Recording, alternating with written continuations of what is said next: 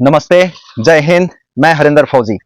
आप लोग जैसा कि मुझे देख रहे होंगे, लगातार अपने भारतीय सेना के साथ जो हमारे तमाम अधिकारी हैं, उच्चतम अधिकारी, जिस तरीके से भारतीय सेना की संस्था, जो अपनी संस्था है, जिस तरीके से उसका शोषण कर रहे हैं, यानी उनका शोषण में हमारे जवानों का जो शोषण कर रहे हैं, जो सहायक प्रथा चला रहे हैं, बड्डी सिस्टम के नाम पे जो सहायक प्रथा चला रहे हैं, जिसका जीता जागता सबूत अभी कार्यरत जवान लोकल नायक शंकर सिंह गुर्जर, अभी इन्होंने जिस तरीके से सच्चाई के रास्ते पे चला था, और अभी कितने दिन नहीं हुए, अभी तीन नवंबर को ही इन्हें रिपोर्ट करना था, जो अभी इन्होंने एक आवाज उठाई कि मेरे साथ कुछ भी हो सकता है, जो सच्चाई के रास्ते पे इन्होंने अपना सच्चा फर्ज निभाया, कुछ भी हो सकता है हमारे साथ, उल्टा इन्हें कोई अलग से अभी लेटर आया, उसके बारे में हम आगे बताएंगे।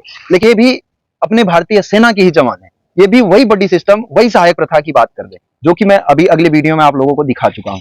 तो आप सोचिए कि किस तरीके से कितने लोगों को बताया जाए, कितने लोगों को बताया जाए, और कौन हमारी बात को करेगा, कौन हमारी बात को रखेगा। तो मैं अपने हिंदुस्तान के तमाम बड़े बड़े नेताओं से मिलता हूं, तमाम लीडर ऑफ अपोजिशन से, रक्षा मंत्री महोदय जी से, जितने लोगों के पास मैं जा सकता हूं मैं सबके पास जाता हूं, और सबसे आग्रह करता हूं कि हम जवानों की हिफाजत की बात कौन करेगा। देश में सभी लोगों की बात की जाती है, जवानों की बात क्यों नहीं की जाती? सिर्फ आप अपनी वोट बैंक की राजनीति करते हैं। कोई जवान शहीद होता है तो आप तुरंत ये कह देते हैं कि हम उस जवान के परिवार के साथ हैं, हमारी संवेदनाएं उसके साथ हैं, लेकिन वही जवान आज लगातार सड़कों पे कटोरा लेकर के, एक हाथ में तिरंगा लेकर के घूम रहा है, लेकिन कोई बोलने वाला नहीं है। सारे हिंदुस्तान के नेता आज हिजड़ों वाली जमात की जैसे कार्रवाई क्यों कर रहे हैं? मैं ये सामने स्पष्ट ये मैसेज अपने देश के तमाम नेताओं को देना चाहता हूं, और उसके बाद जस्ट बगल में पीछे भी, कि आज हिंदुस्तान के नेता इस तरीके से काम क्यों कर रहे हैं। जिस हिंदुस्तान का इतिहास रहा हो, जहां पे चंद्रशेखर आजाद, सुभाष चंद्र बोस, भगत सिंह, तमाम बड़े बड़े क्रांतिकारी नेता, और लाल बहादुर शास्त्री, और अपने सरदार वल्लभ भाई पटेल, महात्मा गांधी, ये तमाम बड़े बड़े नेता जहां पे जिस हिंदुस्तान में पैदा हुए, आज उस हिंदुस्तान का इतना, ऐसी कौन सी दुर्दशा हो गई कि वहां पे कोई एक नेता सत्य बोलने की हिम्मत नहीं रखता। एक नारा देते हैं लीडर ऑफ अपोजिशन, जो हमारे सर है, वो कॉन्स्टिट्यूशनल पोस्ट पे बैठे हैं, और नारा देते हैं डरो मत। मैं उनसे मिलता हूं, उनके पसीने छूट जाते हैं। क्यों? आप हमारी बात नहीं रख सकते? ठीक है, उस दिन मैं एक जवान था, तमाम जवान सड़कों पे कटोरा लेकर के घूम रहे हैं। दिल्ली में चंदू चौहान, जो पाकिस्तान में 4 महीने की यातना झेलता है, वो भी कटोरा लेकर के लगातार दिल्ली में चल रहा है। आपको एक्टिव सर्विस जवानों की फौज को दिखा रहा हूं, लेकिन तुम लोगों की बोलने की हिम्मत क्यों नहीं हो रही? तुम्हें सांप क्यों सूंघ जा रहा है सच्चाई बात करने में? तुम्हें डर क्यों है को लगती है? हम हिंदुस्तान की हिफाजत करते हैं, लेकिन हमारी हिफाजत कौन करेगा? और आज हम अपनी हिफाजत की बात नहीं कर रहे हैं, अपनी भारतीय सेना की हिफाजत की बात कर रहे हैं। अगर हम यही बड्डी सिस्टम, यही जूता पालिश करता, और यही वेटर ड्यूटी, यही कुत्ते घुमाने वाला काम करते रह जाएंगे, तो हम जिस दिन हमें अपना सरहद पे सच्चा फर्ज निभाना होगा, उस दिन हम कैसे ये अपनी सच्चाई को, मतलब अपने सच्चे फर्ज को निभा पाएंगे?